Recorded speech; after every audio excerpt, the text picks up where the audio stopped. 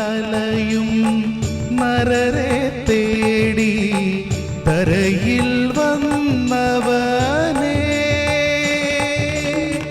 കരകൾ പാപക്കരകൾ കഴുകും. ക്രിസ്തുയേശുവിന്റെ നിസ്തുല്യ നാമത്തിൽ ശുഭസന്ദേശത്തിലേക്ക് സ്വാഗതം.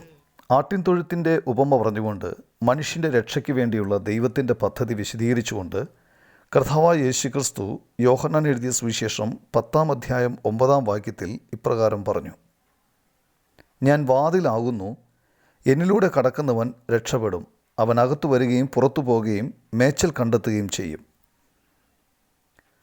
ഒരിടത്തു നിന്ന് മറ്റൊരിടത്തേക്ക് പ്രവേശിക്കാൻ ഒരു വാതിലുണ്ട്. തിരഞ്ഞെടുക്കപ്പെട്ടവർക്കും ക്ഷണിക്കപ്പെട്ടവർക്കും മാത്രമേ ആ വാതിലൂടെ പ്രവേശിക്കാൻ കഴിയൂ. ഒരു വീട്ടിലെ അംഗമോ ക്ഷണിതാവോ ആയ ഒരാൾക്ക് മാത്രമേ ആ വീട്ടിൽ പ്രവേശിക്കാൻ കഴിയൂ. ഈ ഭൂമിയിൽ നിന്ന് സ്വർഗത്തിലേക്ക് പ്രവേശിക്കാനുള്ള രക്ഷയുടെ വാതിൽ കർത്താവായ യേശുക്രിസ്തുവാണ്. മനുഷ്യരാശിക്ക് വേണ്ടി ദൈവം നിശ്ചയിച്ച കവാടമാണ്. അവൻ നമുക്ക് പകരമായി കാൽവരി ക്രൂശിൽ യാഗമാക്കപ്പെട്ടു. 3-ാം ദിവസം മരിച്ചവരുടെ ഇടയിൽ നിന്നും ഉയർത്തെഴുന്നേറ്റു. ഈ ലോകം പാപം കൊണ്ട് നിറഞ്ഞിരിക്കുന്നു. മനുഷ്യൻ ജന്മനാ പാപിയാണ്.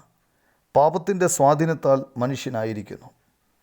ദൈവം പാപത്തെ വെറുക്കുന്നതിനാൽ പാപിയായ മനുഷ്യന് സ്വർഗത്തിൽ പ്രവേശനം നിഷേധിക്കപ്പെട്ടിരിക്കുന്നു. പാപിയായ മനുഷ്യന് ദൈവം വിധിച്ച ശിക്ഷയാണ് നരകം. കർത്താവായ യേശുക്രിസ്തുവിൽ വിശ്വസിക്കുന്നവന് സ്വർഗീയ കവാടങ്ങൾ തുറക്കപ്പെടും. വിശ്വസിക്കാത്ത ഒരുത്തൻ നിത്യമായ നരകാഗ്നിക്കിരയാകും. നിങ്ങൾ ഈ വാതിലൂടെ പ്രവേശിക്കാൻ ആഗ്രഹിക്കുന്നില്ലേ? ദൈവം നമ്മെ അതിനായി സഹായിക്കട്ടെ. ആമേൻ.